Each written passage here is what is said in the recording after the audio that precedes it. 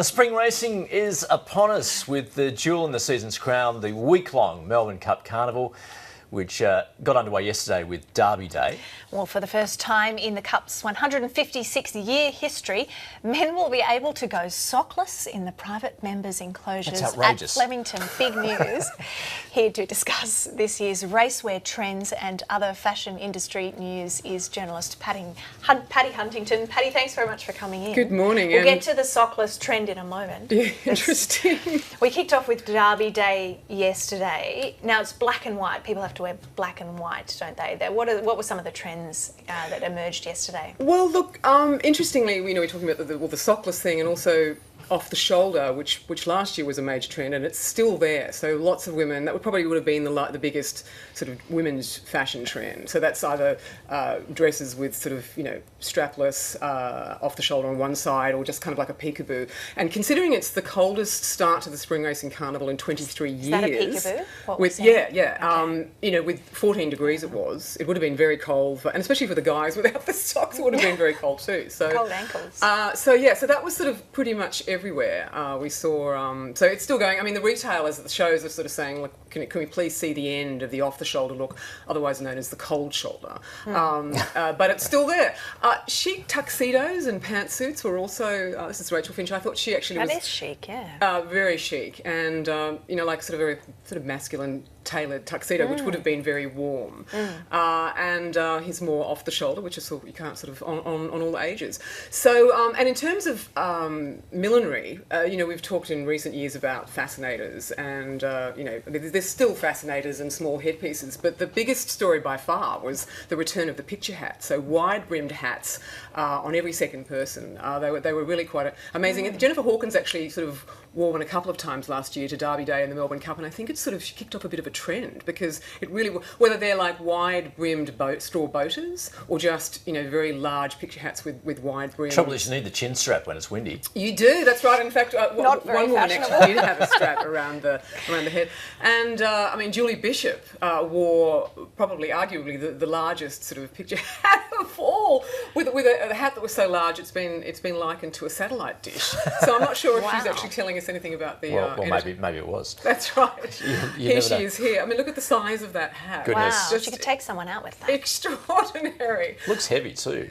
She's struggling to keep her head upright. Straw light, yeah. But so very interesting. I mean, as Melissa George, she also had one. So it's fascinating how trend just kind of dominates. Yeah, you do see that. Amazing. Obviously being black and white, that was predominantly the theme, and we will see a lot more colour on Melbourne Cup Day. Paddy, you mentioned it was cold, but of course in spring the weather is pretty fickle, particularly in Melbourne, but even in Sydney it's been very wet this past weekend.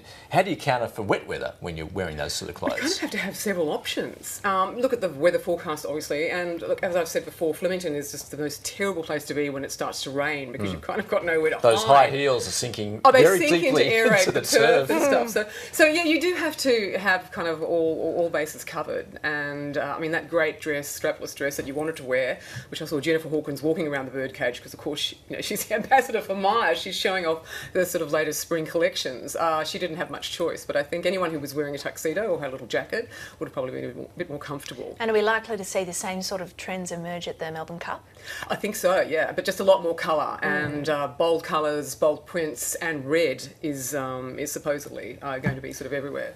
Now, Paddy, call me old-fashioned, but I actually quite like wearing socks when I put shoes on. But apparently that's not the go for men when you're at the Well, races. you're still free to wear socks, but for the first time in the 156-year history of the Melbourne Cup, Victoria Racing Club has sort of come out and said, look, due to this very fashionable sort of men's trend, it's okay to go inside. Of course, there's no dress codes in the general race course, but for the the private members' enclosures in the corporate areas, it's okay to go sockless. Now, this is interesting because Royal Ascot in London hasn't done this, even though during June's terrible heat wave, I'm not sure if you recall how the sweltering heat wave, they actually relaxed the dress code in the royal enclosure so that men could take off their jackets, but that hasn't extended to socks. And in fact, Lord's Cricket Ground in April had to send out an email reminder to members that you must wear socks, because it's really taking off. So it's a fashion trend which has been brewing for about 10 years, and it's become so prevalent that the Royal College of Podiatry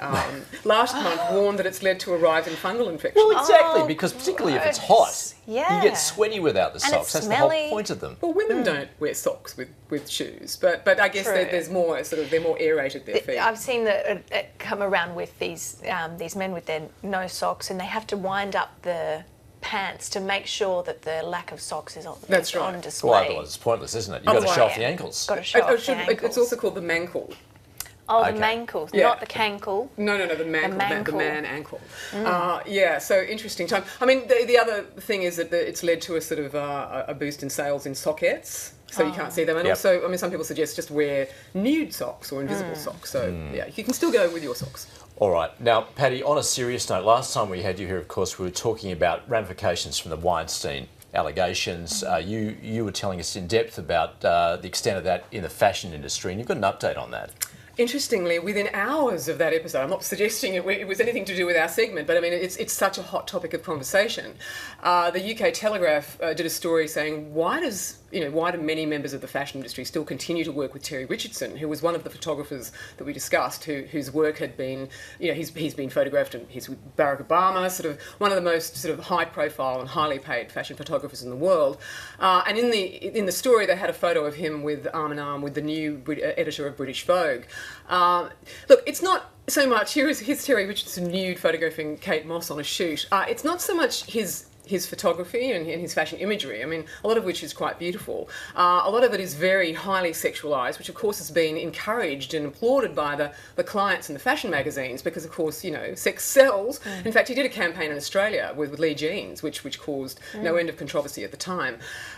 So, I mean, a lot of his imagery is women in sort of submissive poses, but his personal work, his art that has been sort of exhibited in exhibitions and in art books is basically hardcore porn, starring Terry Richardson with anyone who'll play along. And a number of complaints started surfacing in 2010 from models saying, we went to the studio thinking we were going for a regular casting, and then it sort of turned into something else, and he's got these release forms which we didn't really understand. So people started to distance themselves from him back in 2010. Slowly, US Vogue didn't work with him. But after the UK Telegraph ran this story, Condé Nast the next day, so that in charge of all of the international Vogues, GQs, Vanity Fairs, basically said Terry Richardson is banned forthwith. If you've got any work, you must kill it.